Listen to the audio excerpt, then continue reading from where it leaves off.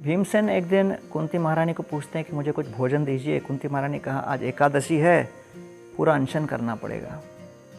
भीमसेन ने कहा मेरे शरीर में बड़ी गर्मी हो रही है, चलो यहाँ चलती हुई नदी पर लेट जाता हूँ, जल की शीतलता से कुछ मेरे देह को शीतलता प्राप्त होगी। ऐसा कह के नदी में लेट गए। नदी का पानी कम था और भीमसेन का विशालकाय शरीर ने नदी के चलते हुए प्रवाह को रोक दिया और फिर वो जल तट के दोनों ओर ऊपर उठने लगा। शिवजी का एक मंदिर था, शिवजी का विग्रह उसमें डूबने लगा। शिवजी ने पार्वती जी को कहा कि देखिए मैं शेर का रूप धारण करता हूँ, आप गाय का रूप धारण कीजिए, हमें ये न के न प्रकारेण भीमसेन को जगाना है। जब मैं आपके ऊपर आक्रमण करते हुए जब उछलूंगा तब आप उच्च स्वर में चिल्लाना और आपकी ध्वनि को सुनकर भीमसेन हो सकता है उड़ जाएं। उन्होंने अपने बताए हुए तरकीब के अनुसार जैसे ही ये कार्य किया, जैसे ही पार्वती माता ने एक गाय का रूप धारण करके शेर के आक्रमण से भयभीत होकर चिल्लाया, भीमसेन उठे और शेर के ऊपर आक्रमण करने ही वाले थे। तभी शिवजी ने अपना स्वरूप धारण किया और भीमसेन को आलिंगन करके कहते हैं कि मैं आपसे बड़ा प्रसन्न हूँ, बताइए कोई वर मांगिए।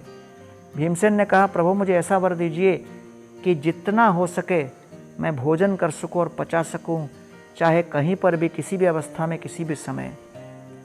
शिवजी मुस्कुराए, बोले अवश्य मैं आपके इस वरदान को पूर्ण करूँगा, और कोई वरदान हो तो बताइए।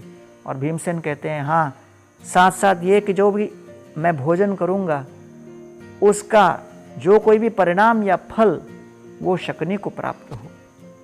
इस तरह शिवजी की कृपा से भीमसेन के अंदर प्रचुर मात्रा में भोजन करने की, पचाने की और हर परिस्थिति में भोजन को स्वीकार करने की क्षमता प्राप्त हो गई। अहम वैश्वानरो भूत्वा प्राणिनां देहमाश्रित प्राणापान समायुक्त पचाम्यन्नम चतुर्विधम। भगवद गीता में भगवान श्री कृष्ण कहते हैं कि हर जीव मुझ पर निर्भर है।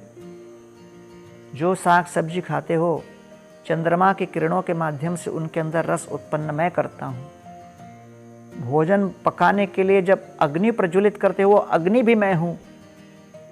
और जब उस भोजन को आप स्वीकार करते हो तो उस पचाने की क्षमता और शक्ति वैश्वानर अग्नि के रूप में मैं प्रकट होता हूँ।